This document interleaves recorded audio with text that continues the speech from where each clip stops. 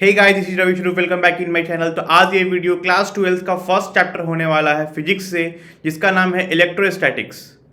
तो बच्चा, जो भी बच्चे अभी क्लास 11 से क्लास 12 से स्टार्ट कर रहे हैं, चाहे वो सीबीएसई बोर्ड के हों, चाहे वो बिहार बोर्ड के हों, या वो बच्चे जिनका क्लास 12 का एग्जामिनेशन है इस फरवरी के महीने में, उन सारे बच्चों के लिए ये वीडियो काफ़ी हेल्पफुल होने वाला है, जहां मैं इलेक्ट्रोस्टैटिक्स आपको पढ़ा रहा हूं बच्चा। तो इलेक्ट्रोस्टैटिक्स चैप्टर में सबसे पहले हमें जानना है कि इलेक्ट्रोस्टैटिक्स क्या होता है। तो इलेक्ट्रोस्टैटिक्स, इलेक्ट्रो प्लस स्टैटिक्स, ये दो वर्ड से मिलके बना हुआ है। जहां पर अगर आप देखेंगे, इलेक्ट्रो मतलब होता है चार्जेस, इलेक्ट्रो मतलब होता है चार्ज, ठीक है, और स्टैटिक्स मतलब होता है एट रेस्ट। तो हमें इस चैप्टर के अंदर चार्जेस के बारे में पढ़ाई करना है जो कि रेस्ट पे होते हैं। तो इलेक्ट्रोस्टैटिक्स क्या है? ब्रांच ऑफ फिजिक्स, फिजिक्स का एक ब्रांच है in which we study about the properties of static electric charge. Static electric charge मतलब उन इलेक्ट्रिक चार्जेस के बारे में पढ़ाई करना है जो कि रेस्ट पे हैं, जो कि कहाँ है? रेस्ट पे हैं, ठीक है। मान लीजिए सपोज कि एक यहाँ पे कोई चार्ज है छोटा सा, ठीक है, ये एक रखा हुआ है, एक चार्ज कोई छोटा सा रखा हुआ है, तो ये अपने आसपास क्या बनाता है? ये अपने आसपास एक फील्ड बनाएगा, ठीक है, और ये अट्रैक्ट करेगा या रिपेल करेगा अपने दूसरे चार्जेस को, ठीक है। तो वही इलेक्ट्रोस्टैटिक्स के अंदर हम लोग पढ़ते हैं वैसे चार्जेस के बारे में जो कि रेस्ट पे होते हैं। मोशन वाले को क्या बोलते हैं? अभी हम लोग क्लास 12 के अंदर ही जो हमारा थर्ड चैप्टर है इलेक्ट्रिसिटी, उसके अंदर हम लोग क्या पढ़ेंगे कि जो चार्जेस मोशन में होंगे वो हम लोग इलेक्ट्रोडायनेमिक्स बोलते हैं, ठीक है, और जो रेस्ट पे होता है दैट इज स्टैटिक्स। तो ये तो हम लोग अब समझ गए हैं कि इस चैप्टर के अंदर हम लोग वैसे चार्जेस के बारे में पढ़ने वाले हैं जो कि स्थिर होते हैं, रेस्ट पे होते हैं, ठीक है, और जो चार्जेस मोशन में होते हैं वो हम लोग थर्ड चैप्टर में पढ़ाई करेंगे जो आता है इलेक्ट्रोडायनेमिक्स के अंदर, ठीक है, जो आता है इलेक्ट्रोडायनेमिक, ठीक है। उसमें चैप्टर आ जाएगा आपका करंट इलेक्ट्रिसिटी, ठीक है। क्लास 12 के अंदर ये दो टाइप के हम लोग इलेक्ट्रोस्टैटिक्स और इलेक्ट्रोडायनेमिक्स चार्जेस के पार्ट बढ़ जाते हैं, जहां पे हम लोग इन दोनों के बारे में पढ़ाई करते हैं। अब इससे आगे हम लोग आएंगे बच्चा, तो हमें ये जानना जरूरी होगा कि इलेक्ट्रिक चार्ज क्या होता है, ठीक है, क्योंकि फिजिक्स काफ़ी बच्चों का जो 11th में पढ़ाई करके 12th में आए हैं उनका एक परसेप्शन होता है कि हमारा फिजिक्स काफ़ी वीक है। इसीलिए मैं एकदम बेसिक से लेके चल रहा हूँ बच्चा, कि 12th में आपका ये जो मानसिकता है कि हमें फिजिक्स समझ में नहीं आ रहा है, ये दूर हो जाए। सबसे पहले हमें ये समझना है इस चैप्टर के स्टार्टिंग से ही कि मैं आपको जो भी पढ़ाऊंगा वो बिल्कुल बेसिक से पढ़ाऊंगा। इलेक्ट्रोस्टैटिक्स चैप्टर का नाम है, मैंने बता दिया कि चैप्टर का मतलब क्या होता है। इलेक्ट्रो मतलब चार्जेस, स्टैटिक मतलब रेस्ट। अब मैं आगे आऊंगा कि हमें चार्ज के बारे में पढ़ना है। आप अगर आप लोगों से कोई भी पूछता है बच्चा कि चार्ज क्या होता है, आप क्या बोलेंगे? पॉजिटिव और निगेटिव। आप तो यही जवाब देंगे कि सर चार्ज मतलब पॉजिटिव और निगेटिव। बट अगर आपसे कोई डेफिनेशन पूछे कि व्हाट इज चार्ज, देन आप लोग कई बार कंफ्यूज हो जाते हैं। तो मैं यहाँ पे आपको एक बार चार्ज का डेफिनेशन दिखा दूं। चार्ज का डेफिनेशन होता है it is an intrinsic property, ठीक है, of elementary particle of matter. किसी भी चीज का, चाहे पेन हो जाए, चाहे मैं, चाहे माइक, चाहे सिस्टम, किसी भी चीज का, किसी भी मैटर का एलिमेंट्री मतलब छोटा छोटा पार्टिकल्स के बारे में बात हो रहा है, ठीक है, which give rise to an electric force between various object. अगर ये डेफिनेशन समझ में ना आए बच्चा, तो मैं एक आपको तरीका बता रहा हूं। मान लीजिए कि ये कोई भी मैटर है, इसके अंदर क्या होगा? प्लस माइनस होता है। मेरे अंदर, माइक के अंदर, हर किसी के अंदर न्यूट्रल बॉडी है, तो प्लस और माइनस सेम अमाउंट में होता है। हम लोग इसके जो माइनस है, ठीक है, हम लोग इसके अंदर जो माइनस है वो क्या करेंगे कि हम लोग मार्केट से बुराई लेके आएंगे। माइनस मतलब बुराई, और इसके अंदर भर देंगे, ठीक है। तो अब ये कैसा बन गया? इसके अंदर ये प्लस वाला क्या बन गया? माइनस बन गया। तो इसके अंदर सारा का सारा माइनस आ गया, मतलब ये कैसा बन गया? ये बन गया निगेटिव चार्ज। कैसा बन गया? Negative charge. तो अब इस निगेटिव चार्ज को हम लोग क्या बोल सकते हैं? कैसे ये जनरेट हुआ? ये हुआ एक्सेसनेस ऑफ इलेक्ट्रॉन के कारण। यहाँ पर निगेटिव आ गया अंदर। मान लीजिए कोई इंसान है, उसमें अच्छाई भी है और बुराई भी है। अगर हम लोग मार्केट का बुराई उसके अंदर भर देंगे पूरा, तो उसकी जो भी अच्छाई वो खत्म हो जाती है और वो रावण बन जाएगा, ठीक है, ये पूरा का पूरा निगेटिव इंसान बन गया, समझने के लिए बता रहा हूं। ये क्या बन गया हमारा? रावण। ठीक है, रावण बन गया। और अगर मान लीजिए आप सेम ऐसा ही कोई एक और मैटर है जिसमें न्यूट्रल चार्ज है तो प्लस माइनस सेम अमाउंट में रहेगा। इसमें अब बच्चा क्या हो रहा है कि हम लोग इसके अंदर की बुराई जो है उसको बाहर निकाल के मार्केट में फेंक रहे हैं, तो इसके अंदर सिर्फ और सिर्फ पॉजिटिव चार्ज बच गया। तो ये कैसा हो गया? ये बन गया हमारे राम जी। ठीक है, एकदम पॉजिटिव, बिल्कुल पॉजिटिव चार्ज। ठीक है, बट एक चीज आप गौर करिएगा, इसमें क्या हो गया? इसमें इलेक्ट्रॉन की कमी हो गई, क्योंकि इलेक्ट्रॉन हमने बाहर निकाल दिया, हमने अंदर की बुराई बाहर निकाल दी। तो इसमें क्या हो गया? Deficiency of electron. ठीक है, डेफिशिएंसी ऑफ इलेक्ट्रॉन। देख लीजिए आप, इसमें क्या हो गया है? एक्सेसनेस ऑफ इलेक्ट्रॉन। यहां पे क्या हो रहा है बच्चा? एक्सेसनेस, इलेक्ट्रॉन का ज्यादा होना, एक्सेसनेस ऑफ इलेक्ट्रॉन। यहां पे क्या है? कमी हो रहा है इलेक्ट्रॉन की।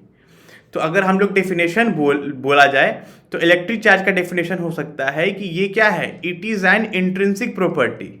इलेक्ट्रिक चार्जेस की definition, it is an intrinsic property, मतलब आंतरिक प्रॉपर्टी है। किसकी? किसी भी मैटर की।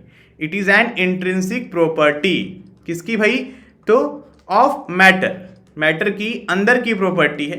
ठीक है, विच एराइजेज, जो कि एराइज होती है, विच एराइजेज ड्यू टू किसके कारण? Due to excessness of electron, due to excessness और डेफिशिएंसी ऑफ इलेक्ट्रॉन। ठीक है, ऑफ इलेक्ट्रॉन, मतलब इलेक्ट्रॉन के ज्यादा होने या इलेक्ट्रॉन के कम होने के कारण। देखिए यहां पे क्या हो रहा था, इस केस में इलेक्ट्रॉन क्या हो गया था? ज्यादा हो गया था, बाहर का इलेक्ट्रॉन अंदर भर रहे थे हम लोग यहां पे। ठीक है, तो यहां पे क्या हो गया? इलेक्ट्रॉन ज्यादा हो गया तो नेगेटिव चार्ज, यहां से इलेक्ट्रॉन निकाल दिया गया तो इलेक्ट्रॉन की कमी हो गई तो पॉजिटिव चार्ज। समझ गए आप लोग? क्या है चार्ज भैया? तो चार्ज क्या है? तो charge is an intrinsic property of matter, किसी भी चीज की आंतरिक प्रॉपर्टी है, अंदर की प्रॉपर्टी है, और एलिमेंट्री प्रॉपर्टी है, मतलब बहुत छोटे छोटे पार्टिकल्स के बीच की प्रॉपर्टी है, जो कि कैसे एराइज होती है? जो कि एराइज होती है अगर किसी बॉडी में हम लोग बाहर का इलेक्ट्रॉन भर दें, मतलब एक्सेसनेस ऑफ इलेक्ट्रॉन, या अंदर का इलेक्ट्रॉन निकाल दें डिफिशियंसी ऑफ इलेक्ट्रॉन के कारण। ठीक है, होप आप लोग को समझ में आ गया होगा बच्चा। ठीक है, अब हम लोग देखेंगे कि चार्ज को हम लोग क्यू से रिप्रेजेंट करते हैं। किससे रिप्रेजेंट करते हैं? क्यू से, कैपिटल या स्मॉल। इसका ऐसा यूनिट क्या होता है बच्चा? कूलम होता है। क्या होता है? कूलम। और एक जो सबसे छोटा चार्ज होता है क्यू, ठीक है, उसके ऊपर हम लोग बोलते हैं, ऐसे इलेक्ट्रॉन को क्या बोल सकते हैं? चार्ज। सबसे छोटा चार्ज क्या होता है? एक इलेक्ट्रॉन या एक प्रोटॉन के ऊपर जितना चार्ज होता है। कितना भैया?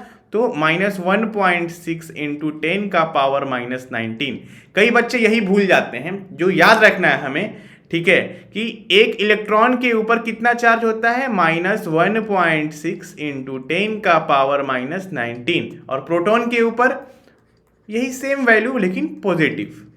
ठीक है, तो सबसे छोटा चार्ज क्या होगा? मान लीजिए एक बॉडी है, इसके ऊपर एक ही इलेक्ट्रॉन है, मतलब इसके ऊपर चार्ज क्या है? -1.6 10 का पावर 19 कूलम। कूलम क्यों लगाया? क्योंकि यहां पे ऐसा यूनिट दिया हुआ है। ठीक है, अगर मान लीजिए इसमें 2 इलेक्ट्रॉन है तो क्या करेंगे? इसमें 2 इलेक्ट्रॉन है तो 2e चार्ज है इसके ऊपर, मतलब इस वैल्यू में हम लोग 2 से मल्टीप्लाई कर देंगे। ठीक है, तो इलेक्ट्रिक चार्ज समझ में आ गया, इलेक्ट्रोस्टैटिक्स भी समझ में आ गया। अब आगे बढ़ते हैं, हमारे पास कुछ प्रॉपर्टीज है। किसकी? चार्जेस की। चार्जेस की यहां पे क्या है दी हुई? प्रॉपर्टीज। आपको दिखाई दे रहा होगा बच्चा। ठीक है, अगर देख लीजिए, स्क्रीनशॉट लेना है तो आप वो भी ले लीजिए, मैं हट जा रहा हूं। अब हम देखते हैं, इट हैज 2 फॉर्म्स। चार्जेस का 2 फॉर्म होता है, positive charge and negative charge. ये हम सबको पता है, यही लिखा है positive and negative. It is a scalar quantity. Charge क्या है भैया? स्केलर क्वांटिटी है, मतलब उसको हम लोग ऐड या सब्ट्रैक्ट कर सकते हैं। अब ये समझाने के लिए मैं आपको एग्जांपल दूंगा यहां पे। ठीक है, मान लीजिए कि एक सिस्टम है जिसके ऊपर यहां पर दिया हुआ है 2 कूलम चार्ज है। ठीक है, एक यहाँ पे चार्ज है 2 कूलम, यहाँ पे 5 कूलम, यहाँ पे 3 कूलम। अगर नेट चार्ज पूछा गया तो 5 + 2 + 3, टोटल कितना चार्ज हो गया? 2 + 5 + 3 कूलम। यानी 10 कूलम। मतलब हम लोग चार्ज को ऐड कर सकते हैं, ठीक है। It is a scalar quantity है, इसीलिए हम लोग सिंपली इसको ऐड कर सकते हैं। मतलब क्या बोलेंगे इसको, it is additive in nature, ठीक है। एडिटिव होता है ये नेचर में, चार्ज को हम लोग सिंपली ऐड या सब्ट्रैक्ट कर सकते हैं। चलिए नेक्स्ट पढ़ेंगे पॉइंट हम लोग। नेक्स्ट पॉइंट दिया है बच्चा, the minimum value of a charge is equal to the charge on an electron. मैं पहले ही बता चुका हूं, एक इलेक्ट्रॉन के ऊपर जो चार्ज होता है वही सबसे मिनिमम वैल्यू है चार्ज का। कितना, -1.6 इंटू 10⁻⁻19।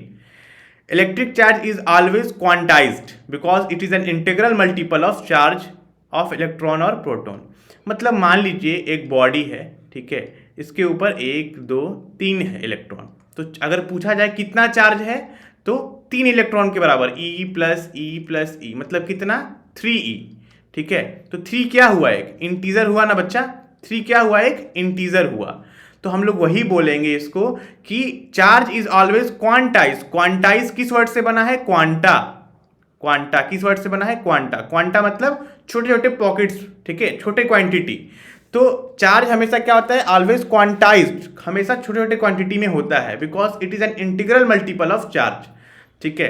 मान लीजिए चार्ज का इंटीग्रल मल्टीपल बोला जा रहा है, मतलब इंटीग्रल मल्टीपल ऑफ इलेक्ट्रॉन बोला जा रहा है, ठीक है। यहाँ पे लिखा है ना इलेक्ट्रॉन और प्रोटॉन चार्ज के बारे में, कि एक बॉडी है कोई, ठीक है, इसके ऊपर टोटल कितना चार्ज है, ये बात से हम लोग कैलकुलेट करते हैं कि कितना इलेक्ट्रॉन है, ठीक है। अगर 5 इलेक्ट्रॉन है, मतलब चार्ज कितना हुआ, 5 इलेक्ट्रॉन के बराबर, 5E।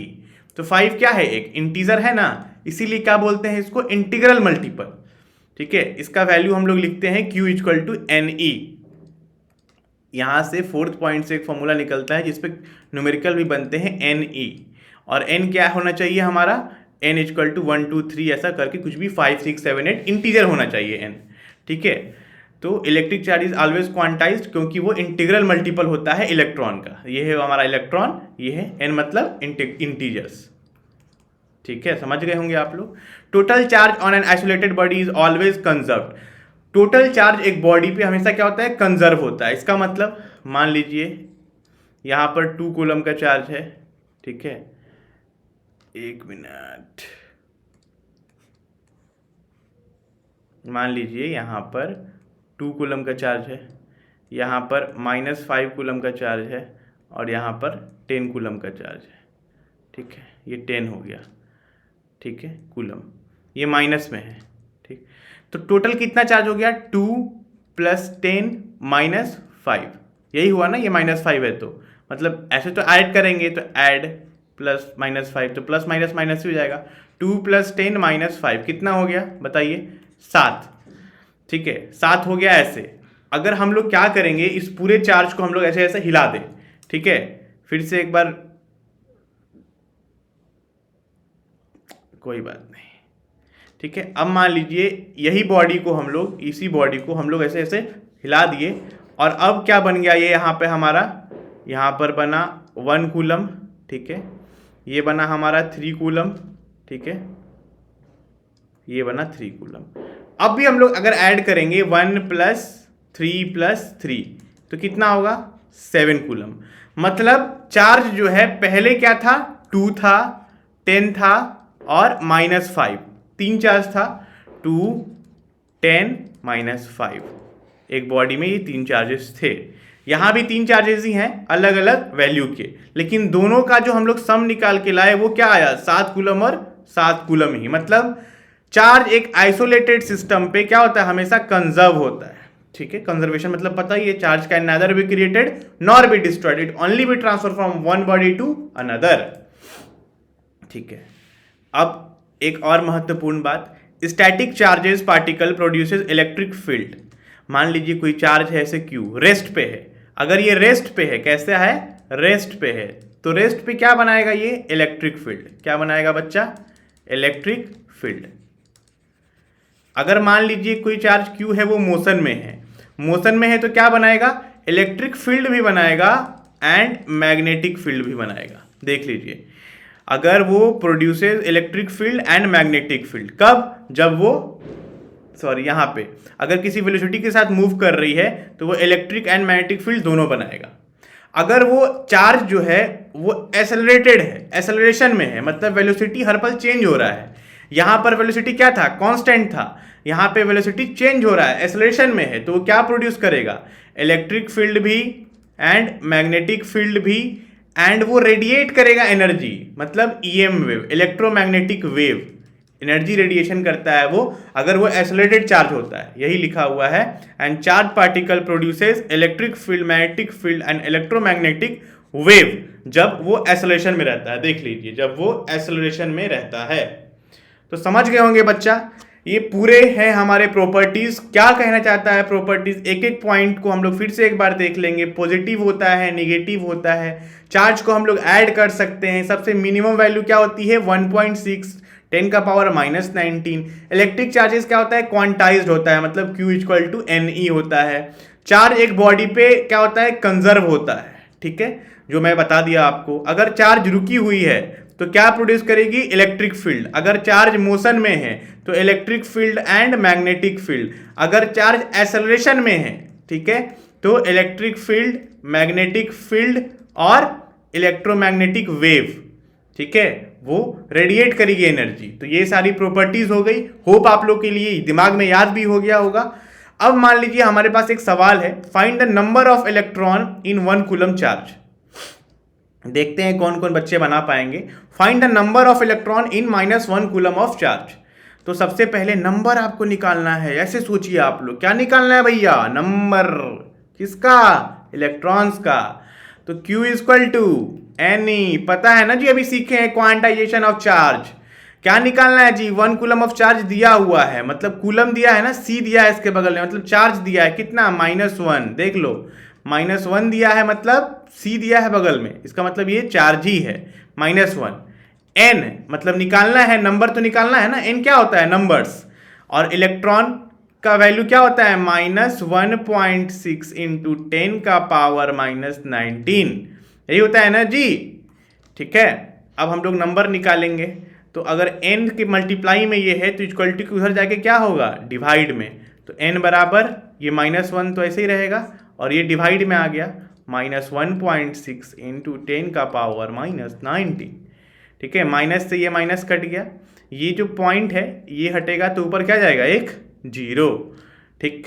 अब इक्वल टू, ऊपर तो 10 है पहले से ही, और ये 10 के पावर -19, अगर इसको हम लोग ऊपर ले जाते हैं तो जो माइनस का है पावर वो ऊपर क्या हो जाता है, प्लस में हो जाता है, 10 की पावर प्लस में 19, ठीक है, बाई 16, यही हो जाएगा, ये हो जाएगा ना जी, बिल्कुल सर यही हो जाएगा। अब हम लोग क्या करेंगे, अब इसमें से हम लोग 19 है, ठीक है, अब इसमें से हम लोग चाहें तो यहाँ पे कटा के आंसर बना सकते हैं डायरेक्टली, ठीक है। जैसे 2 5 जा, ठीक है, और 2 8 जा। अब 8 से 5 को डिवाइड कर देंगे और हमारा वैल्यू यहाँ पे आ जाएगा डायरेक्टली, ठीक है। तो 6.25 × 10 की पावर 18 समथिंग आंसर आएगा, आप लोग देख लीजिएगा, ठीक है। तो इस तरीके से हम लोग बनाते हैं सवाल को।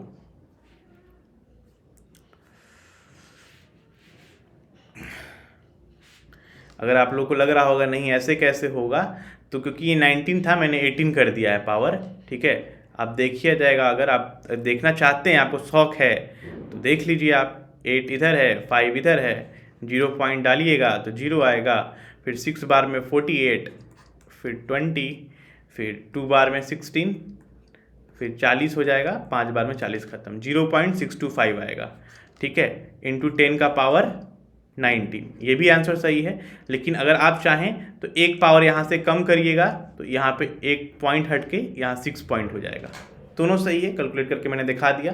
नेक्स्ट, अब हम लोग कूलम्स लॉ से पहले है मैं आपको और भी कुछ बताना चाहूँगा, जो है कंडक्टर के बारे में। कंडक्टर क्या होता है, substance through which electric charges can flow easily. ऐसा सब्सटेंस जहाँ से इलेक्ट्रिक चार्जेस आराम से फ्लो हो सके, मतलब उसमें फ्री इलेक्ट्रॉन्स होते हैं, तभी तो इलेक्ट्रिक चार्जेस फ्लो हो पाएगा। इंसुलेटर मतलब प्लास्टिक, देख सकते हैं आप, substance through which electric charges can not flow. Would हो गया, प्लास्टिक हो गया, जहाँ पे फ्री इलेक्ट्रॉन्स नहीं होते हैं वहाँ से करंट फ्लो नहीं कर सकता। चार्जिंग बाई इंडक्शन और चार्जिंग बाई कंडक्शन, ये दो इंपॉर्टेंट मेथड हैं चार्ज करने के।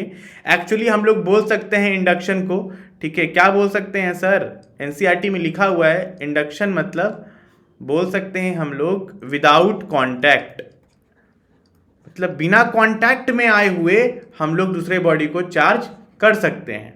ठीक है, और कंडक्शन मतलब विथ कांटेक्ट। ठीक है, कंडक्शन का पहले समझा देता हूं, फिर मैं इंडक्शन समझा दूंगा। एक बार डेफिनेशन देख लेते हैं। चार्ज इज ट्रांसफर्ड फ्रॉम, देख लीजिए एक बार, charge is transferred from a charge body to a uncharge body when both come in contact with each other. मतलब मान लीजिए एक क्यू चार्ज है, ठीक है, और यहाँ पे कोई अनचार्ज बॉडी है, दोनों हम लोग क्या कर रहे हैं, अब दोनों को हम लोग एक एक पास ला दिए, ठीक है, सटा दिए, तो यहाँ भी Q/2 आधा चार्ज जाएगा, यहाँ भी Q/2 आधा चार्ज जाएगा, यही बात लिखा हुआ है। ठीक है, चार्ज इज ट्रांसफर्ड, चार्ज क्या हो रहा है, यहां से ट्रांसफर होके यहां आएगा, कब, ठीक है, व्हेन बोथ द बॉडी, जब ये दोनों body come in contact with each other. अब यहाँ पे जो बातें नहीं लिखी हैं वो मैं समझा रहा हूं।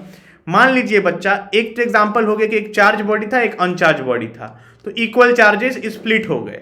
ठीक है, अगर मान लीजिए कि यहाँ पर एक चार्ज है Q, ठीक है, Q', और यहाँ पे एक चार्ज है Q2, Q1 और Q2 मान लीजिए, दो चार्जेस हैं, एक मिनट में क्लीन ही कर देता हूँ। यहाँ पे कोई चार्जेस है Q1, यहाँ पे कोई चार्जेस है Q2। चार्जिंग बाई कंडक्शन करा रहे हैं हम लोग, दोनों को पास लेके आ गए, Q1 और Q2 को, तो भी चार्ज ट्रांसफर होगा। यहाँ तो लिखा है कि अनचार्ज बॉडी, तो मैं करके दिखा चुका हूँ। यहाँ पे मान लीजिए ना कि थोड़ा सा चार्ज है, फिर भी अलग अलग चार्जेस है दो बॉडी में, इसमें कुछ और इसमें कुछ और, दोनों को पास लेके आए, तो भी चार्ज ट्रांसफर होगा। और वो कितना होगा बच्चा, वो होगा हमारा Q1, इधर कर देता हूं मैं, वो कितना होगा Q1 प्लस Q2/2, दोनों के एवरेज के बराबर। मतलब इसके अंदर भी यही चार्जेस जाएगा, इसके अंदर भी यही चार्जेस जाएगा, कितना जाएगा, Q1 प्लस Q2/2। ठीक है, इसको डैश डैश, नया चार्जेस आ गया, दोनों में सटाने के बाद नए नए चार्जेस आए, और वो कितना आया, Q1 प्लस Q2/2, दोनों का एवरेज, समझ गए। और पहले वाले केस में यहाँ पर 0 था, Q2 बराबर क्या था, 0, तो अगर मैं यहाँ पे 0 कर दे रहा था तो कितना चार्जेस हो रहा था, Q/2 आ रहा था ना पहले वाले केस में, Q/2। समझ गए होंगे, चार्जिंग बाई कंडक्शन दो चीज है, अगर हम लोग पास लेके आएंगे, सटाएंगे, तो चार्जेस ट्रांसफर होते हैं, मैंने दिखा दिया, इक्वल चार्जेस। अब हम आते हैं चार्जिंग बाई इंडक्शन। अरे भैया बिना सटाए, मतलब मान लीजिए कोई चार्ज है Q यहाँ पर, इसमें कोई चार्ज नहीं है, फिर भी बिना सटाए ही चार्ज ट्रांसफर हो जाएगा। ऐसा कैसे हो सकता है जनाब, ऐसा हो सकता है सर, ऐसा इससे हो सकता है कि मान लीजिए कि इसके अंदर, मान लीजिए कि दो बॉडी है, मैं अभी दिखा रहा हूँ, मान लीजिए कि एक बॉडी ये है, एक बॉडी ये है, ठीक है, दो बॉडी है। अब इन दोनों बॉडी में इसके अंदर न्यूट्रल चार्जेस हैं, ऐसे plus minus plus minus plus minus ऐसा, और ये हम लोग एक पॉजिटिव चार्ज बॉडी जो है, एक पॉजिटिव चार्ज बॉडी हम लोग लेके आए, इसके करीब लेके आए, तो क्या होगा, वही होगा जो मंजूर खुदा होगा। ठीक है, अब हम लोग बस पास लेके आए हैं, ठीक है, तो यहाँ पे तो plus plus plus plus charge था, यहाँ पे बच्चा क्या होगा, अब यहाँ पे क्या होगा कि सारा ये जो प्लस है ना, ये माइनस को क्या करेगा, अट्रैक्ट करेगा, क्या करेगा, अट्रैक्ट करेगा, तो माइनस वाला सारा यहाँ आ गया, और बेचारा प्लस वाला दूर हो गया। ठीक है, तो यहाँ पे क्या हो गया, पोलराइजेशन हो गया, पोलराइजेशन। ठीक है, ये प्लस वाला सारा माइनस को अपनी तरफ अट्रैक्ट कर लिया, और ये प्लस वाला दूर चला गया इस प्लस के वजह से। अब हम लोग क्या करेंगे, अगर यहाँ पे अर्थिंग लगा देंगे तो ये सारा प्लस निकल के अर्थिंग में समा जाएगा, माइनस होता है अर्थिंग में, प्लस सारा माइनस में चला गया अगर, ठीक है, तो इस पूरे बॉडी पे फिर आखिरी में क्या बचा, यहाँ पे बस ये निगेटिव चार्ज हो गया, तो चार्ज हो गया, चार्जिंग बाय इंडक्शन, समझ गए। Temporary shifting of charges due to presence of external charge body. मान लीजिए इस बॉडी को हम लोग हटा देंगे, इस बॉडी को हम लोग हटा देंगे, तो फिर वापस से क्या हो गया, ये जो पोलराइजेशन आया था वो खत्म हो जाएगा। जब तक ये बॉडी है तब तक शिफ्टिंग है, मतलब टेम्पोररी शिफ्टिंग है। आप ऐसे भी समझ सकते हैं, आप लोग सब लोगों ने किया होगा, क्या किया होगा, स्केल को ऐसे बालों में रख के, और जब हम लोग पेपर को ऐसे उठाते हैं तो बिना सटाए पेपर क्या होता है, उठने लगता है। ठीक है, तो चार्जिंग बाय इंडक्शन ही तो बोलेंगे ना, बिना सटाए पेपर उठ रहा है। ठीक है, लेकिन अगर हम लोग उस स्केल को हटा देंगे तो वो असर भी खत्म हो जाएगा, पेपर उठेगा ही नहीं। ठीक है, मतलब टेम्पोररी पेपर, हम लोग अगर स्केल लेके आते हैं तो स्केल में क्या है, पॉजिटिव चार्ज है, पेपर पे लाए, पेपर पे लाए तो पेपर क्या होगा, वहां पे पोलराइजेशन आने लगेगा, वो ऊपर उठने लगेगा, क्योंकि माइनस चार्ज क्या हो रहा है, अट्रैक्ट हो रहा है। जैसे हटाएंगे स्केल, असर खत्म, मतलब टेम्पोररी शिफ्टिंग है ये चार्जेस का। होप आप लोगों को समझ में आ गया होगा। नहीं आया है तो एक और एग्जांपल दे देता हूं, ठीक है। मान लीजिए आप लोग एक कॉलेज में हैं, ठीक है, और उस कॉलेज में कोई बहुत अच्छी हीरोइन आई है, मान लीजिए कृति सेनन आई है, ठीक है। तो उस कॉलेज में आप यहाँ पे हीरोइन आ गई कृति सेनन, कॉलेज में लड़के लड़कियां सब हैं, ठीक है। तो जैसे ही हीरोइन आई, सारे लड़के क्या करेंगे, ठीक है, जैसे ही हीरोइन आई सारे लड़के क्या करेंगे, हीरोइन की तरफ अट्रैक्ट हो गए, और लड़कियां बेचारी पीछे रह गई, ठीक है, दूर चली गई, और लड़के सारे हीरोइन की तरफ आ गए कि हाँ उनका हम लोग प्रोग्राम देखेंगे। तो अब जो लड़कियां पीछे गई हैं, फिर हम उनको बाहर निकाल सकते हैं अर्थिंग करके। यहाँ पे क्या बचेगा, सिर्फ और सिर्फ positive charge. Same positive negative charge हम लोग जो भी ला सकते हैं, यहाँ से पोलराइजेशन आ गया यहाँ पे, ठीक है। और अगर मान लीजिए ये क्या काम करेंगी, हीरोइन जो है वो एक्सटर्नल बॉडी की तरह काम करेंगे। अगर हीरोइन चली गई फिर वापस से ऐसा ही हमें मिल जाएगा। तो टेम्पोररी शिफ्टिंग इसलिए बोलते हैं कि अगर कोई हमारा हीरोइन आई हुई है, सारे लड़के चले गए उनको देखने और लड़कियां पीछे रह गई, हीरोइन जो है एक्सटर्नल चार्ज, हीरोइन चली गई फिर वापस से आपस में घुल मिल जाएंगे लोग। समझ गए आप लोग कि नहीं समझे जी, समझ ही गए होंगे, ठीक है। यहां पे एक एक्सपेरिमेंट है, गोल्ड लीफ एक्सपेरिमेंट। कैसे होता है ये एक्सपेरिमेंट और क्या एक डिवाइस है ये, तो ये डिवाइस ऐसा है जो हमें हेल्प करता है डिटेक्ट करने के लिए presence of charge on a body. ये नहीं बताएगा कि चार्जेस पॉजिटिव है या नेगेटिव, बट उस बॉडी पे कोई ना कोई चार्ज है ये बता देगा। तो आप लोग इसका सेटअप देख सकते हैं, ठीक है। जैसे ही हम लोग बच्चा यहां पर मान लीजिए एक डिस्क लगा हुआ है, किसका है ये, ब्रास का है, ठीक है, ब्रास का डिस्क है, ये सब कुछ पूरा का पूरा मेटल बॉडी है, ठीक है। यहां पे हम लोग क्या लगाए हैं, यहां पे हम लोग लगाए हैं गोल्ड का लीफ। किसका, गोल्ड का लीफ लगाए हैं। गोल्ड का लीफ क्यों लगाए हैं बच्चा, क्योंकि गोल्ड ना बहुत ही मेलेबल और मोस्ट डक्टाइल एलिमेंट है, मतलब सबसे पतला परत बना लेते हैं, उस पर कोई असर भी नहीं होगा, एकदम पतला, ठीक है। उसका खुद का कोई वेट नहीं होगा, एकदम पतला सा परत बन जाता है, पतला सा यहाँ पे लेयर बना के हम लोग ऐसा सीड बना के रख देते हैं, ठीक है। अब यहाँ पे क्या लिखा है बच्चा, कि जैसे ही हम लोग यहाँ पर जैसे ही हम लोग यहाँ पर कुछ भी टच कराए, ठीक है, मान लीजिए हम लोग कोई प्लस चार्जेस, कोई बॉडी हम लोग टच कराते हैं, ठीक है, जिसके ऊपर प्लस चार्ज है, सपोज कोई बॉडी टच कराते हैं जिसके ऊपर प्लस चार्ज है, हम लोग लेके आए टच करा दिए, ठीक है। जैसे ही टच कराएंगे ये प्लस चार्जेस नीचे आ जाएगा, ऐसे घूमते घूमते घूमते घूमते, फिर ये प्लस चार्ज गोल्ड फॉइल पे चढ़ेगा ऐसे, ठीक है। अब आप ही खुद सोचिए कि मान लीजिए कि दोनों पे क्या है, दोनों पे क्या आ गया, प्लस चार्जेस, दोनों पे क्या हो गया, प्लस प्लस। अब जैसे ही दोनों पे प्लस प्लस आएगा, सेम चार्जेस क्या करता है बच्चा, same charges repel each other. अब क्या होगा, यहाँ पे रिपल्सन होगा, ठीक है, और ये जो गोल्ड फॉइल है ये अब ऊपर की तरफ ऐसे उठ जाएगा, ठीक है। अब मान लीजिए सपोज कि यहाँ पर निगेटिव चार्जेस वाला कोई बॉडी लेके आए हम लोग, जिस पे निगेटिव चार्जेस है, लेके आए, यहाँ पे निगेटिव चार्ज गया गया गया गया गया गया और नेगेटिव चार्ज यहाँ आ गया। अब जैसे ही सेम चार्जेस आया, निगेटिव चार्ज दोनों साइड पे, तो क्या होगा, अब ये रिपेल होगा तो दूर जाएगा।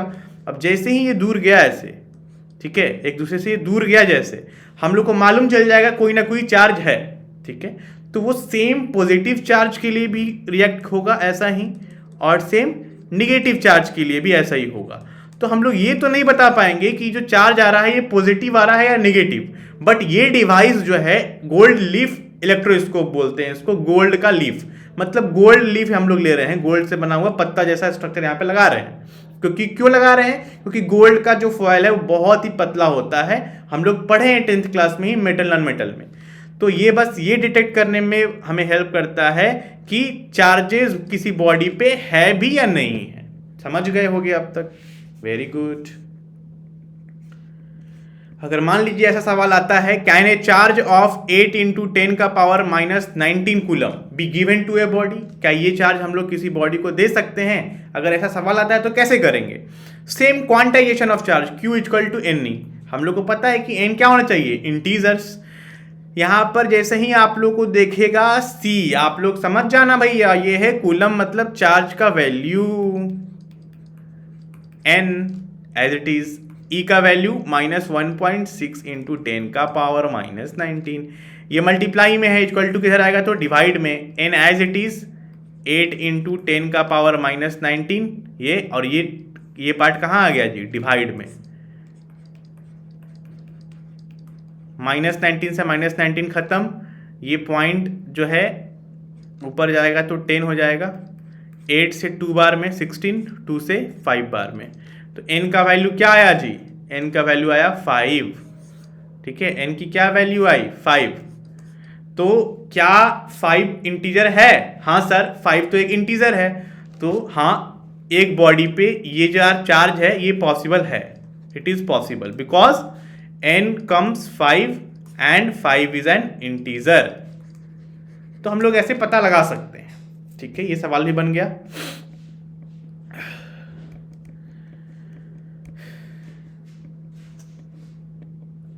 अब हम लोग आते हैं कूलम्स लॉ पे।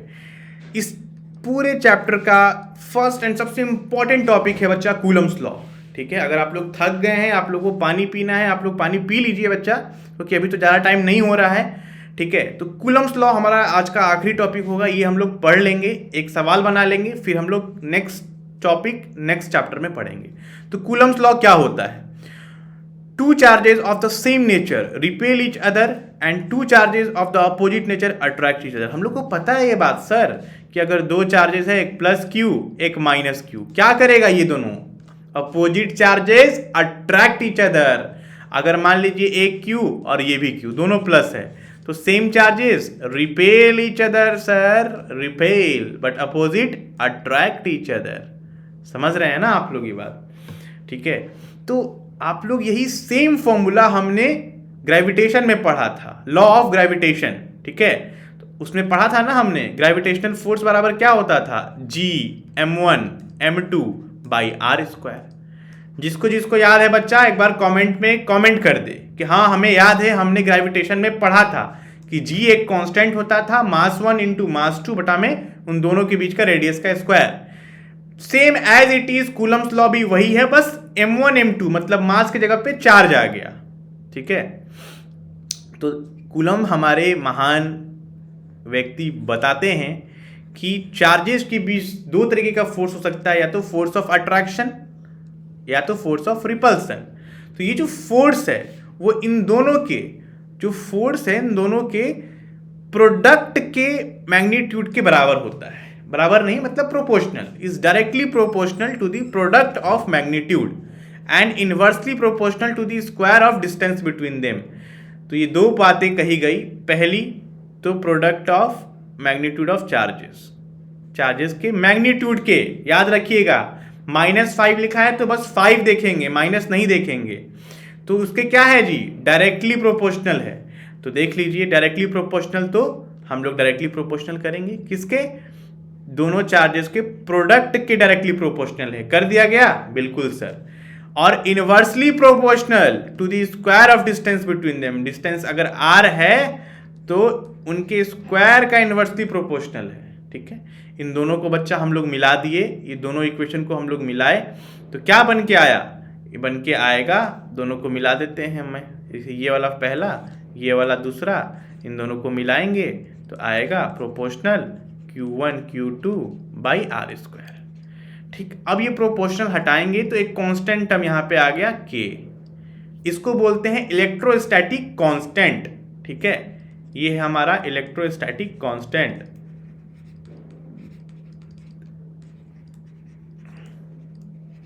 कितना आसान सा चीज है। ठीक है, अगर आपको डिफिनेशन पढ़ना है तो यहाँ पे लिखा हुआ है, द फोर्स ऑफ अट्रैक्शन और रिपल्सन बिटवीन टू चार्जेस, दो चार्जेस के बीच जो भी फोर्स ऑफ अट्रैक्शन है या रिपल्सन है वो डायरेक्टली प्रोपोर्शनल है इन दोनों के मैग्नीट्यूड के, और इनवर्सली प्रोपोर्शनल है इन दोनों के बीच के दूरी के इनवर्सली प्रोपोर्शनल है दूरी के स्क्वायर के। ठीक है, तो ये हमारा हो गया कूलम्स लॉ। अब हम जैसे यहाँ पे लिखा हुआ है K(Q1 Q2/r²), उसी पे हम लोग आगे बढ़ेंगे। F इक्वल टू क्या लिखा है भैया, K(Q1 Q2/r²). ये जो K है कांस्टेंट, इसकी वैल्यू होती है 9 × 10⁹, याद रखिएगा 9 × 10⁹। इसकी एक और वैल्यू होती है K की, 1/4πε0। यही बात यहाँ लिखिए, K की वैल्यू लिखिए 9 × 10⁹, और K को हम लोग और लिख सकते हैं 1/4πε0। ये जो एप्सिलॉन नॉट लिखा हुआ है यहाँ पे छोटा सा एप्सिलॉन नॉट ये वाला, ये क्या है? Permittivity of free space. मतलब अलग अलग स्पेस, जो अलग अलग एयर जहाँ पे क्वांटिटी होता है वो लोग क्या परमिट देते हैं। मान लीजिए बच्चा, हम आपको यहाँ पे दिखाते हैं। मान लीजिए बच्चा, यहाँ पे एक एयर है, ठीक है, और यहाँ पे कोई अलग मीडियम है, यहाँ पे कोई चार्ज क्यू है, यहाँ पे कोई चार्ज क्यू है। तो ये जो एयर है यहाँ पे, इसको इस मीडियम में क्या परमिट दे रहा है कि ये अपना इलेक्ट्रिक फील्ड कितने दूर तक लेके जा रहा है, और ये मीडियम है अगर, तो ये कितना परमिट दे रहा है कि ये कितने दूर तक जा रहा है। तो परमिटिविटी मतलब परमिशन, ठीक है, वो जो मीडियम है वो उसको कितना परमिशन दे रहा है किसी चार्ज को कि उसकी जो फील्ड है वो कहाँ तक जाएगी। तो ये बातें बहुत कम लोग समझा पाते हैं कि परमिटिविटी क्या है, बस रटवा दी जाती है, परमिटिविटी ऑफ फ्री स्पेस रट लो। तो परमिटिविटी का मतलब होता है परमिशन, ठीक है, कि एयर, आप किसी भी चार्ज को हम लोग एयर में रख रहे हैं तो वो कितना परमिशन दे रहा है कि वो अपने इलेक्ट्रिक फील्ड को कहाँ तक फैला सकता है। सेम किसी मीडियम में रख रहे हैं तो वो कितना परमिशन दे रहा है, तो कितना रेसिस्टेंस करेगा उतना कम होगा। तो इसकी भी एक अलग वैल्यू होती है 8.85 इंटू 10 की पावर -12, ठीक है। अगर कोई बोले कि यूनिट क्या होती है ई की, के की, तो के की यूनिट निकालिए आप लोग। फोर्स का क्या होता है? F = K Q1 Q2 by r square. यहाँ से के देखिए, के कहाँ होगा? तो के यहीं पे लिखिए, F के पास क्या चला जाएगा? आर स्क्वायर, और Q1 Q2 मल्टीप्लाई में है, इधर आएगा तो नीचे डिवाइड हो जाएगा Q1 Q2, ठीक है। F का क्या होता है भैया? F का बताइए जल्दी। F का होता है सर न्यूटन, आर स्क्वायर का मीटर स्क्वायर, और Q1 Q2 कूलम -2, क्योंकि नीचे होगा तो C2 होगा, तो N m स्क्वायर C-2। ये किसका होता है? हमारा K का होता है unit, N m square C-2। समझ में आ गया होगा आप लोग को। ये Q1 Q2 का क्या होगा जी? Coulomb into coulomb, coulomb square, ऊपर जाएगा तो C-2, ठीक है। कोई भी चीज़ हम लोग ऊपर लेके जाते हैं 1/100, ऊपर लेके जाएंगे तो 1/10 -2, ऐसा हो जाता है। नीचे पावर प्लस में होता है तो ऊपर माइनस में, नीचे माइनस में है तो ऊपर प्लस में, ऐसा होता है सी। तो नीचे प्लस में है तो ऊपर जाएगा तो माइनस में हो गया। सेम हम लोग वैसे ही अगर के का निकल गया वैल्यू, तो यहाँ से हम लोग 1/4 एप्सिलॉन नोट लिखेंगे, तो एप्सिलॉन नोट का वैल्यू भी हम लोग निकाल सकते हैं, ठीक है। कैसे एप्सिलॉन नोट का वैल्यू निकाल सकते हैं? क्योंकि के बराबर क्या होता है ये, तो एप्सिलॉन नोट ऊपर जाएगा और के नीचे आएगा यहाँ से। तो एप्सिलॉन नोट का क्या होगा? n प्लस में है तो n माइनस में, m प्लस में है तो m भी माइनस में चला गया, c माइनस में है तो c प्लस में, उल्टा कर देंगे। मेरी बातें अगर नहीं समझ में आ रही होंगी तो देखिए आप लोग, हम लोग k बराबर 1/4 एप्सिलॉन नोट होता है, यहाँ से एप्सिलॉन नोट को हम लोग ऊपर लेके जाएंगे, लेके गए तो k कहाँ आ गया? k को नीचे लेके आइए, 1/4 k। अब 4 तो कांस्टेंट है, k का वैल्यू क्या आया था पहले? ऊपर लिखा था ना मैंने, न्यूटन मीटर स्क्वायर C-2। तो सेम हम लोग k जो है नीचे लिखा हुआ है, तो इसका वैल्यू क्या था? जो ऊपर लिखा है उसको उलट दो। n का पावर क्या था? यहाँ पे 1 है तो यहाँ पे -1 कर दो। m क्या था? 2 है तो m को हम लोग -2 कर दो। c क्या था? -2 है तो c को +2। क्यों? क्योंकि k नीचे है, इसमें हम लोगों ने k की डायरेक्ट वैल्यू निकाला था ऊपर, अभी 1/k का ये होता है, तो एप्सिलॉन नोट की वैल्यू ये, इसीलिए यहाँ पर ये लिखा हुआ है।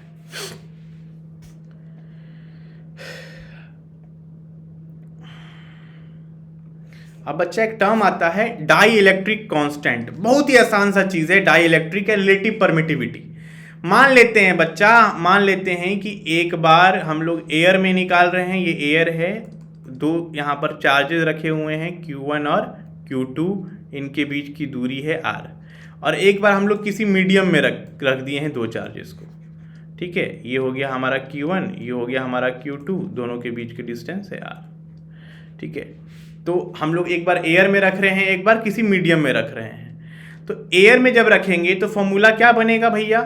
फॉर्मूला बनेगा F = K Q1 Q2 by r square, और K के जगह पे हम लोग क्या लिखेंगे? परमिटिविटी ऑफ फ्री स्पेस, क्योंकि हम लोग वैक्यूम में रख रहे हैं तो एप्सिलॉन नोट लिखेंगे, ठीक है। K के जगह पे क्या लिखेंगे भैया? तो 1/4 epsilon naught Q1 Q2 by r square. लेकिन जैसे ही बात मीडियम की आएगी तो मीडियम में एप्सिलॉन नोट तो फ्री स्पेस का होता है ना, ठीक है, बट हम लोग यहाँ पर 1/4 पाई ई आर लिख देंगे, किसी ई एम लिख दीजिए किसी मीडियम के लिए, और बाकी वैल्यू सेम रहेगा Q1 Q2 by r square, जैसा कि यहाँ पे लिखा हुआ है ई एम लिख दीजिए यहाँ पे, ठीक है। ये दो वैल्यू आ गई, एक यहाँ से आई, देख सकते हैं आप लोग एयर के लिए, और एक किसी मीडियम के लिए, तो मीडियम के लिए एप्सिलॉन नॉट की जगह पे ई एम लिख दिया हम लोग, एक ये वैल्यू। अब दोनों को क्या करेंगे, डिवाइड कर देंगे, दोनों को हम लोग डिवाइड कर दिए, तो जैसे ही हम लोग डिवाइड करेंगे तो 1/4 पाई एप्सिलॉन नॉट, ठीक है, Q1 Q2 by r square था। अब जब डिवाइड में किए हम लोग इसको इससे डिवाइड करेंगे, तो डिवाइड कैसे होता है, ठीक है, मान लीजिए एक बार हम लोग फ्री स्पेस में गए तो F/F, ये कौन सा हुआ, मीडियम का, ये कौन सा हुआ, फ्री स्पेस का, ठीक है। तो यहाँ पर नॉर्मल आप लोग F' लिख दीजिए। तो जब हम लोग डिवाइड करते हैं, ठीक है, F डिवाइडेड बाई FM, तो क्या होता है जी, F मल्टीप्लाई 1/FM, यही होगा ना।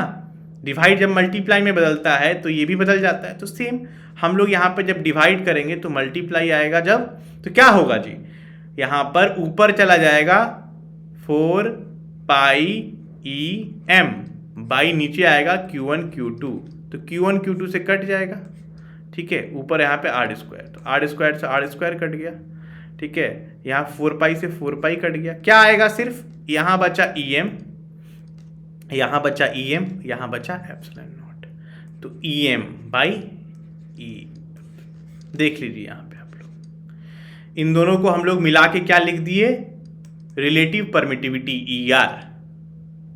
अगर नहीं समझ में आया हो बबुआ तो हम फिर से बता देंगे, हमको कोई जल्दीबाजी नहीं है।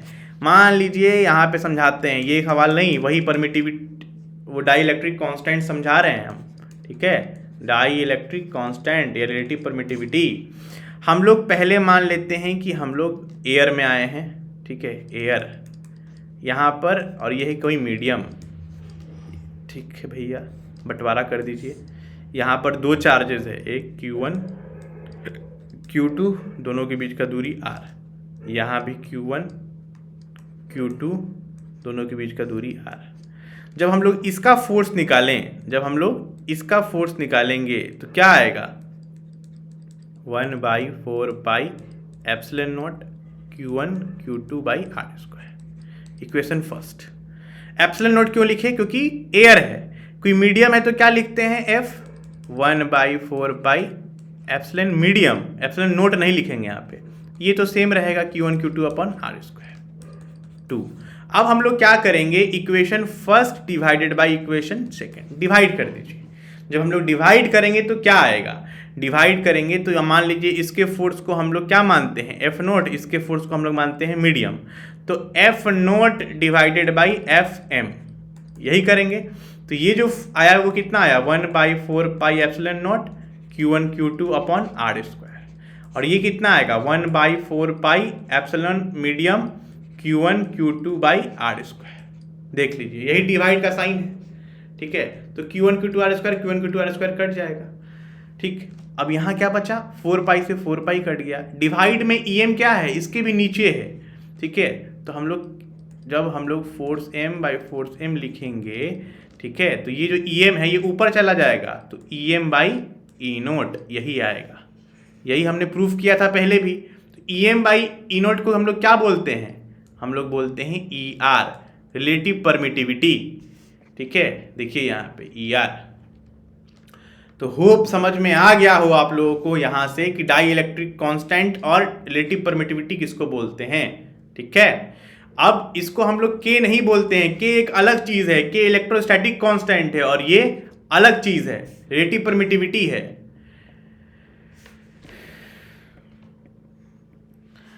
अब हम लोग यहां पर लिमिटेशन देखेंगे कूलम्स लॉ का, तो क्या क्या लिमिटेशन है। तो सबसे इंपॉर्टेंट चीज है लिमिटेशन में कि जो चार्जेस होते हैं जिनके बीच हम लोग फोर्स ऑफ अट्रैक्शन या रिपल्सन निकालते हैं, वो चार्जेस के बीच में अगर दूरी r है तो ये जो चार्जेस हैं ये काफी छोटे होने चाहिए, स्मॉल, ठीक है, मतलब it is not valued for separation less than 10⁻⁻15 metre, मतलब ये कुछ ज़्यादा ही नज़दीक कर देंगे तो उसके लिए वैलिड नहीं होगा। कम से कम सेपरेशन कितना होना चाहिए, 10⁻⁻15, ये भी अपने में बहुत छोटा है बट इतना सेपरेशन होना चाहिए। और it is valued for point charge, जैसा मैंने बोला। क्यों क्या है, पॉइंट चार्ज एक बड़ा सिस्टम नहीं है, तो किसके लिए कूलम्स लॉ वैलिड होता है बच्चा, एक पॉइंट चार्ज के लिए, ठीक है। अगर कोई सिस्टम आ गया, इसके अंदर हम लोग पढ़ते हैं स्फीयर के अंदर क्या होगा, डिस्क के अंदर क्या होगा, सिलेंडर के अंदर क्या होगा, तो एक पूरा सिस्टम है ना जी, ये तो चार्ज है नहीं, पॉइंट चार्जेस क्यू, ठीक है। तो पॉइंट चार्जेस के लिए कूलम्स लॉ और बाकी लोगों के लिए फिर हम लोग अलग से पढ़ते हैं, ठीक है। It is valued for the charge spherical bodies if they are placed at a large separation, ठीक है। अगर कोई स्पेरिकल बॉडीज है और बहुत दूर दूर पे रखा हुआ, इतना दूर कि हम लोग वो दोनों छोटा छोटा पॉइंट लगे, तब हम लोग जाके कूलम्स लॉ लगा सकते हैं वहां पे, ठीक है। अगर बहुत ज़्यादा दूरी हो, बड़ा है कोई स्पेरिकल बॉडी, ठीक है, और इन दोनों के बीच का दूरी बहुत ज़्यादा है कि ये दोनों चार्ज हम लोग एकदम छोटा छोटा पॉइंट की तरह लगे, तो हम लोग कूलम्स लॉ लगा सकते हैं। ये 3 चीज़ याद रखिएगा। कूलम्स लॉ तभी वैलिड है जब दोनों चार्जेस के बीच का सेपरेशन 10⁻⁻15। कूलम्स लॉ केवल छोटे छोटे पॉइंट चार्जेस के लिए वैलिड है, किसी सिस्टम के लिए नहीं। अगर कोई बड़ा स्फीयर है तो वैलिड हो सकता है, कब, जब दोनों के बीच का दूरी बहुत ज्यादा हो। अब हम लोग यहां पर देखेंगे कूलम्स लॉ वेक्टर फॉर्म में, काफी इजी है और आज का सबसे लास्ट टॉपिक है बच्चा। कूलम्स लॉ वेक्टर फॉर्म में कितना आसान, क्योंकि हम लोग को तो ऐसे पता है कूलम्स लॉ के Q1 Q2 by r square, ठीक है। अब वेक्टर फॉर्म में का मतलब हम लोग एक वेक्टर लगा देंगे आर कैप, ठीक है। अब आप लोग को यहां पता होना चाहिए, जैसा यहां लिखा हुआ है कि किसी का भी वेक्टर हम लोग लगाते हैं तो उसका मतलब क्या, उसका वेक्टर बाई उसका मैग्नीट्यूड, यही लिखा हुआ है। ऊपर क्या है वेक्टर, नीचे क्या है मैग्नीट्यूड। तो मैग्नीट्यूड क्या हो गया नीचे, यहां पर अगर मान लीजिए बच्चा हम लोग आर जो कैप लिख रहे हैं, इस कैप को हम लोग और क्या लिख सकते हैं, इस कैप को हम लोग लिख सकते हैं के Q1 Q2 r dash by r, ऐसा मैग्नीट्यूड, इसको हम लोग इसके फॉर्म में लिख सकते हैं। यहाँ नीचे क्या था आर स्क्वायर, ये आर स्क्वायर भी क्या है मैग्नीट्यूड, ये आर क्या है मैग्नीट्यूड, दोनों आर क्या हो गया आर क्यूब बन गया। यहाँ पे के Q1 Q2 और ये आर वेक्टर, ऐसा। ये 1 2 अगर नहीं समझ में आ रहा है तो आप इसको हटा भी सकते हैं, बस इतना समझ लीजिए कि वेक्टर फॉर्म में क्या होगा फोर्स, के Q1 Q2 by r square होता था तो आर क्यूब, और यहाँ पे एक वेक्टर, बस इतना समझना है। वो वेक्टर कैसे आया, वेक्टर फॉर्म में जब भी आएगा तो हम लोग एक कैप दे देंगे, और कैप का मतलब r dash by r magnitude. R square पहले से था और ये एक आर क्यूब बन गया, ऊपर आर का एरो, मतलब वेक्टर फॉर्म में रहेगा। इतनी बातें समझ में आ गई होंगी तो एक लाइक कर दीजिए। अब यहाँ पर आप लोग सोच रहे होंगे कि सर ये R21 क्या है, देख लीजिए। अगर हम लोग एक चार्ज है यहाँ Q1, एक चार्ज है यहाँ Q2, अगर Q1 से Q2 हम लोग देख रहे हैं डिस्टेंस, ठीक है, कहाँ से कहाँ देख रहे हैं, Q1 से Q2 की तरफ, तो जिसकी तरफ देख रहे हैं उसको पहले लिख दो, और जो जहाँ से शुरुआत की है उसको बाद में, जैसे Q1 Q2, ठीक है। डिस्टेंस देखना है कहाँ से, यहाँ से शुरुआत करना है, यहाँ तक जाना है, तो जहाँ तक जाना है उसको पहले लिखो, जहाँ से शुरुआत किए थे उसको बाद में, R21 हो गया, कितना आसान है। अब देखिए फोर्स ऑन 2, मतलब इसके ऊपर फोर्स जो 1 लगा रहा है, रिपेल करेगा, मतलब दूर भेजेगा अपने से। 2 चार्जेस है, ये 1 ये 2, इसको रिपेल करेगा तो अपनी तरफ नहीं खींचेगा ना, रिपेल मतलब ये चार्ज इसको कहाँ भेजेगा, दूर, अपने से दूर, तो अपने से दूर भेज दिया। तो फोर्स ऑन 2 ड्यू टू 1 के कारण 2 पे क्या फोर्स लगा, तो भैया के Q1 Q2 आर स्क्वायर, ये दूरी कितना है आर, तो आर स्क्वायर, और आर कैप लगा दिए वेक्टर फॉर्म में, ठीक है। फिर आर कैप को हम लोग क्या लिख सकते हैं, आर डैश बाई आर, तो वहां पर ये हमारा आ जाता है। और रेडियस कौन सा, क्योंकि हम लोग फोर्स देख रहे हैं किसके ऊपर, 2 के ऊपर, तो रेडियस भी वही देखेंगे 2 1 वाला, इस तरफ एरो, अगर इस तरफ एरो होता तो रेडियस 1 2 हो जाता, ठीक है। समझ में आ रहा है ना। मान लीजिए ये Q1 है, ये Q2 है, अगर हम लोग देखें कि फोर्स जो 2 1 पे लगा रहा है तो किधर लगाएगा, इस साइड लगाएगा। फोर्स कौन लगा रहा है, फोर्स ये इस पे लगा रहा है, ठीक है। तो जिस पे लगा रहा है तो 1 पे लगा रहा है, कौन लगा रहा है, 2 लगा रहा है, यही होगा ना जी, ठीक है। फोर्स कौन लगा रहा है, 1 पे लग रहा है, कौन लगा रहा है जी, तो 2 लगा रहा है। और रेडियस देखा जाए तो क्या होगा, फिर इस डायरेक्शन में रेडियस क्या होगा, तो रेडियस 1 2, जहां से लग रहा है, जिस पे लग रहा है 1 की तरफ आ रहे हैं तो 1 पहले, और जो लगा रहा है जहां से स्टार्ट किए हैं वो बाद में। कितना आसान है, ठीक है। एक बार फिर से समझा दूँ ये वाली चीज़ें। मान लीजिए ये है हमारा Q1, ये है Q2। अगर हम लोग फोर्स Q1 का Q2 की तरफ देखेंगे तो क्या लिख सकते हैं? Force on Q2 due to Q1। ठीक है, Q2 पे देख रहे हैं तो Q2 ड्यू टू Q1। और रेडियस किधर से किधर? इधर से इधर देखेंगे तो रेडियस 2 और 1, मतलब 2 की तरफ आ रहे हैं जहाँ से स्टार्ट किए हैं बाद में। अगर सेम इधर से देखेंगे उल्टा तो रेडियस ऑन 1 2 कर देंगे और फोर्स भी क्या करेंगे? 1 2 कर देंगे। सिंपल, कितना आसान है। और वेक्टर फॉर्म में तो आपको याद ही हो गया, नीचे क्यूब हो जाता है और एक रेडियस लगा देते हैं वेक्टर के फॉर्म में। सिंपल। तो होप ये वीडियो आपके लिए हेल्पफुल हो कूलम्स लॉ तक। ठीक है, और जितनी भी चीज़ें मैंने बताई कंसेप्चुअल वाइज आपको समझ में आया हो, जो 2-3 न्यूमेरिकल मैंने कराया आपको समझ में आया हो। ठीक है, देख लीजिए आप लोग। अगर कुछ भी डाउट हो आप लोग कमेंट करके मुझसे ज़रूर पूछ लीजिएगा। ठीक है, और ये एक सवाल है, मैं क्लीन करके आपको बोल देता हूँ कि आप सवाल कर लीजिएगा, काफ़ी आसान है। What is the force between two small charges? दो स्मॉल चार्जेस हैं, ठीक है, हैविंग चार्जेस ऑफ, चार्ज भी दिया है कितना? 2 × 10⁻⁻⁷, इसके ऊपर 3 × 10⁻⁻⁷, दोनों के बीच की दूरी 30। निकाल नहीं लीजिएगा जी। फोर्स क्या होता है? के का मतलब 9 × 10⁻⁹, के Q1 Q2, Q1 कितना? 2 × 10⁻⁷, ये हो गया Q1, ये वाला चीज। Q2 क्या हुआ? इंटू Q2 कितना? यही हो गया, मान लीजिए Q1 Q2 by r square. R square मतलब 30 का स्क्वायर। तो कर लीजिएगा बच्चा एक बार, ये आपसे बन जाएगा। एकदम आसान सा सवाल है ये। देखिए Q1 ये हो गया हमारा, Q2 ये हो गया हमारा K Q1 Q2 upon r square, तो फोर्स आ जाएगा हमारा। एक बार करके आंसर कमेंट कर दीजिएगा। होप आपको समझ में आया हो। अगर समझ में आया हो और इसका नेक्स्ट लेक्चर आप लोग पढ़ना चाहते हैं तो आप लोग कमेंट करिएगा। मिलते हैं अगले वीडियो में, तब तक के लिए bye bye, take care, see you.